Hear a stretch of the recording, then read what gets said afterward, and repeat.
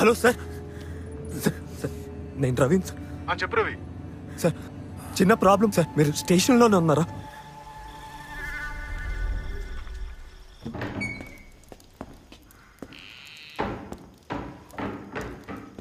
ఏం జరిగింది? జీప్లోకి ఎక్కిచ్చేసరికి బతికే ఉన్నాడు సార్. అయినా ఆడు చచ్చాక నువ్వు ఎక్కించినప్పుడు బతికే ఉన్నాడంటే నీ మాట ఎవరు నమ్ముతాడయ్యా? బండి ఎవరు నడిపాడు? సార్ జీప్ డ్రైవ్ చేసింది నా మేనరుడు రాహుల్ సార్.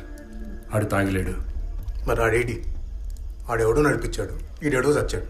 ఈ మాటలన్నీ బయట చెప్తే కట్టుకథల్లాగానే అనిపిస్తాయి.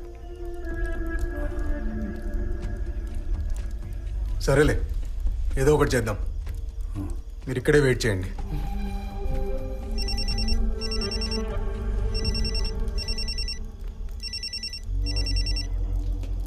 సార్.